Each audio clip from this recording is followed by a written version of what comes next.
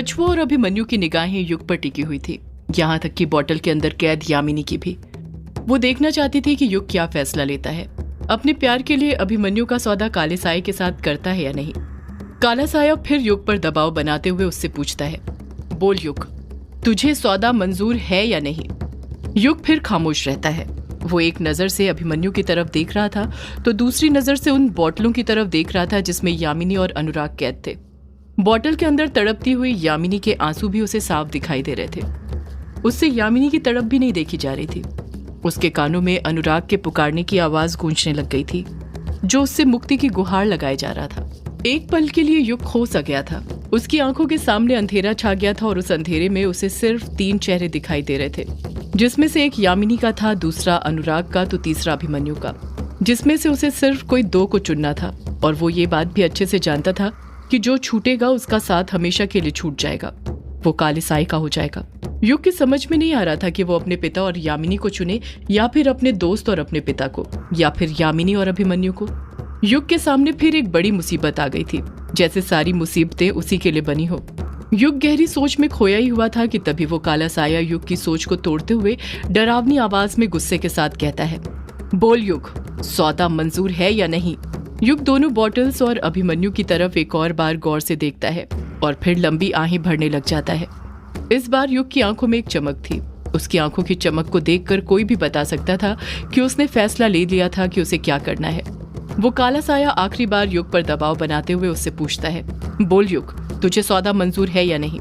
युग उस काले साये की आंखों में देखते हुए धीरे धीरे कहता है, मुझे सौदा मंजूर है। जैसे ही युग ये बात बोलता है, वो काला साया कस कस कर हंसने लग जाता है। उसकी खौफनाक हंसी ग्रेवयार्ड कोठी के अंदर गूंजने लग जाती है। कछुआ और यामिनी भी युग का फैसला सुनकर दंग रह गए थे। उन दोनों ने भी कभी नहीं सोचा था कि युग अपने दिल के सबसे करीबी दोस्त का सौदा कर देगा, वो भी काले साये के साथ। अभिमन्यु खामोश था, जैसे उसे कुछ फर्क ही नहीं पड़ता हो। वो युग के साथ उसके हर फैसले में कदम कदम पर साथ था। वो काला साया डरावनी हंसी के साथ हंसी रहा था कि तभी युग उस काले साये को टोकते हुए कहता है, मेरी बात पूरी तो सुन ले, बात पूरी नहीं हुई कि तू चला जश्न मनाने। जैसे ही युग ये बात बोलता है, उस काले साये की हंसी कम होने लग जाती है। वो खामोश हो जाता है।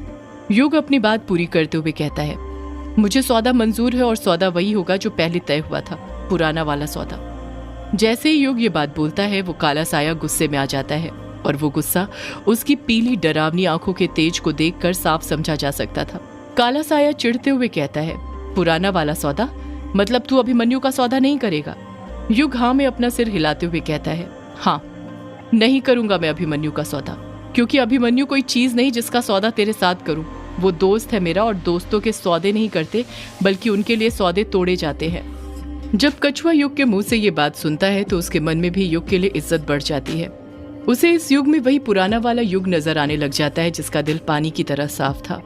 युग की बात सुनकर उस काले साये को गुस्सा तो आया था, पर वो जानता था इस वक्त उसके लिए अभिमन्यु से भी ज्यादा कोई जरूरी चीज थी तो वो ताबूत था जिसके अंदर अनुराग का शरीर रखा हुआ था। उसे किसी भी कीमत पर जल्द से जल्द अनुराग का शरीर चाहिए था।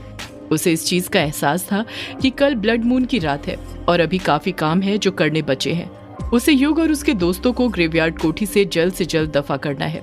वो काला साया अपने आप पर नियंत्रण रखते हुए कहता है, ठीक है युग, जैसी तेरी इच्छा, तुझे पुराना सौदा करना है तो फिर वही सही।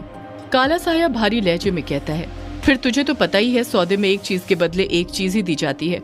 तू मुझे ताबूत दे रहा है तो मैं भी इन बोतलों में से तुझे एक ही बोतल दूंगा। काला साया हंसते हुए कहता है, बता कौन सी बोतल चाहिए, तेरे बाप वाली या फिर यामिनी वाली। युग फिर दुविधा में फंस जाता है।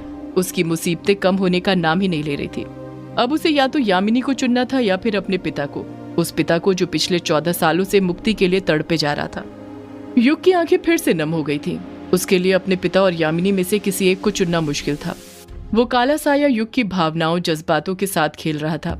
उसे देखकर साफ समझ आ रहा था कि ये सब करने में उसे बड़ा मजा आ रहा था। यामिनी खामोशी के साथ युग को देखे जा रही थी। उसे भी नहीं पता था कि युग किसे चुनेगा, पर वो उसके हर फैसले के लिए तैयार थी। युग ने अपनी निगाहें दोनों बोतलों पर टिका दी थी, जिसमें उसे एक बोतल में यामिनी नजर आ रही थी तो दूसरी बोतल में धुआं नजर आ रहा था। पर अनुराग के पुकारने की आवाज कहीं न कहीं अभी भी उसके कानों में गूंज रही थी, जो उससे मुक्ति की गुहार लगाया जा रहा था। अगर युग सोचता कि वो अनुराग को मुक्ति दिलाएगा तो उसके हाथ से हमेशा के लिए यामिनी का साथ छूट जाता। वो यामिनी जिसने उसकी जान बचाई थी, अपने लबों से उसके अंदर सांसें भरी थी, वरना उसकी सांसें तो उसी दिन थम गई थी जब वो तालाब के पानी में कूदा था। पर अगर यदि वो यामिनी को चुनता तो कभी अपने पिता को मुक्ति नहीं दिला पाता, जिसके लिए वो महाडायन से लड़कर आया था। अपने दोस्त अभिमन्यु को मरने की हालत में छोड़ दिया था, सिर्फ अपने पिता को मुक्ति दिलाने के लिए। वो अपने बेटे होने का फर्ज उतारना चाहता था, उन्हें मुक्ति दिलाकर। जैसे जैसे युग अपने पिता और यामिनी के बारे में सोचते जा रहा था, वो गहराई में डूबते जा रहा था। उसकी परेशानियां कम होने की जगह बढ़ती जा रही थी। काला साया फिर युग पर दबाव बनाते हुए डरावनी आवाज में कहता है, बोल युग, कौन सी बोतल दूं, यामिनी की या तेरे बाप की? जल्दी बोल, वरना मेरा मन बदला तो दोनों ही नहीं दूंगा। युग हड़बड़ाहट के साथ बोलता है, नहीं नहीं, ऐसा मत करना, मैं बताता हूँ।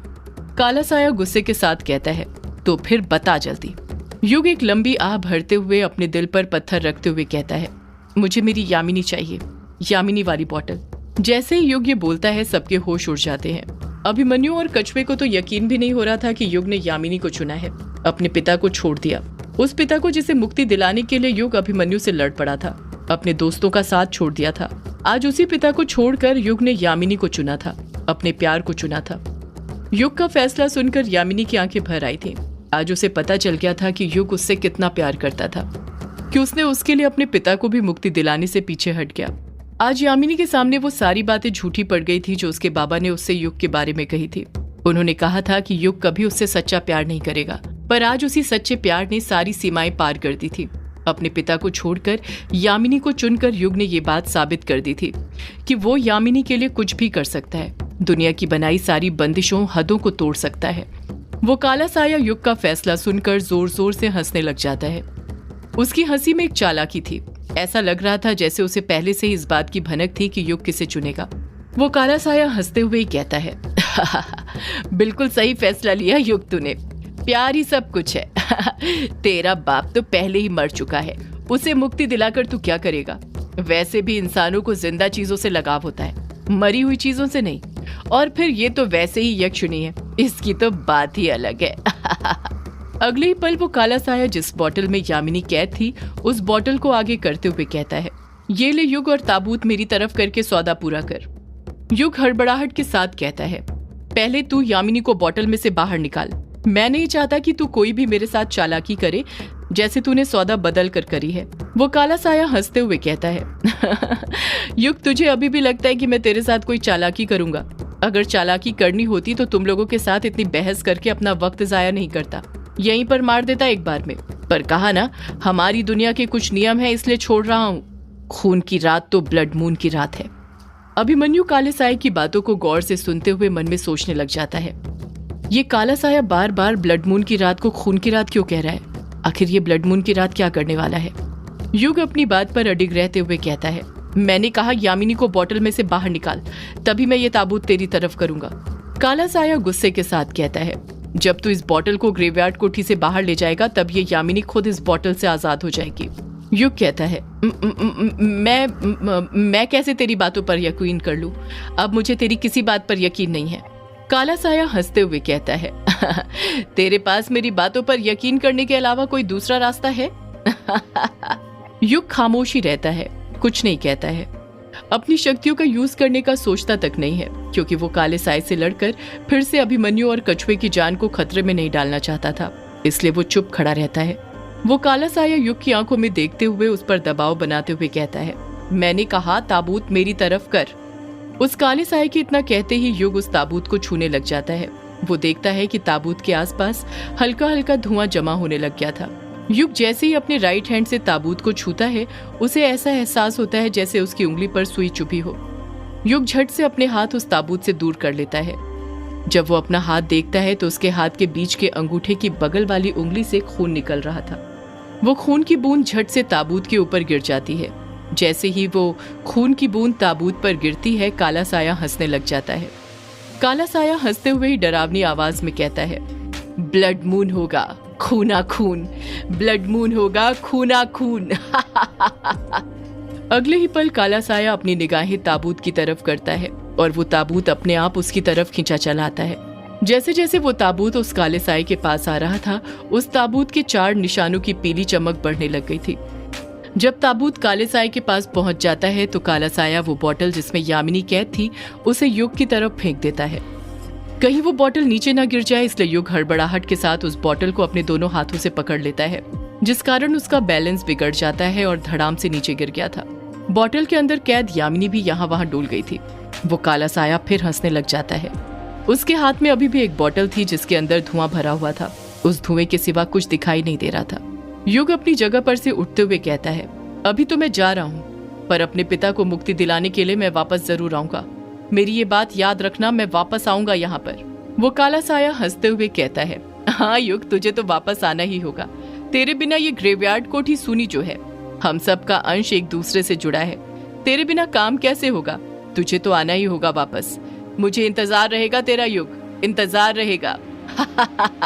युग पलटकर कुछ नहीं कहता है, बस गुस्से के साथ उस काले साए को घूरते रहता है। वो काला साया हंसी रहा था कि उसकी हंसी के साथ ताबूत के आसपास धुआं बढ़ने लग जाता है। ताबूत के पास देखते ही देखते इतना धुआं बढ़ जाता है कि वो ताबूत दिखाई देना बंद हो जाता है, धुएं में ही लुप्त हो जाता है। और अगले ही पल जब धुआं गायब होता है तो उसके साथ ताबूत तो उस जगह से गायब होता ही है, साथ में वो काला साया भी वहां से गायब हो जाता है। वो काला साया ताबूत लेकर वहां से चले गया था। युग ने अपने हाथ में जो बोतल पकड़ी हुई थी वो हिलने लग जाती है, और वो बोतल कोई और नहीं बल्कि बोतल के अंदर कैद यामिनी हिला रही थी। उसे देखकर ऐसा लग रहा था कि उस काले साए के वहां से जाते ही उसका दम घुटने लगा हो, जिस कारण उसे सांस लेने में दिक्कत हो रही थी। युग तुरंत उस बोतल को लेकर ग्रेवयार्ड कोठी से बाहर जाने लग जाता है। उसके पीछे पीछे ही अभिमन्यु और कछुआ भी जाने लग जाते हैं। युग जैसे ग्रेवयार्ड कोठी से बाहर निकलता है तो जैसा कि काले साए ने कहा था वैसा ही होता है। वो बोतल कच से टूट जाती है, उसके कांच चारों तरफ बिखरने लग जाते हैं और उसी के साथ उस बोतल के अंदर से तेज सफेद रोशनी निकलती है। वो रोशनी इतनी तेज थी कि युग को कुछ दिखाई नहीं दे रहा था, यहाँ तक कि अभिमन्यु और कछुए को भी कुछ दिखाई नहीं दे रहा था। युग अपने हाथ यहाँ वहां करते हुए यामिनी को ढूंढते हुए कहता है, यामिनी, यामिनी कहाँ हो तुम? सदियों से है पुरानी ये है यक्षिणी की कहानी। यक्षिणी एक आग है, यक्षिणी तेरा ख्वाब है।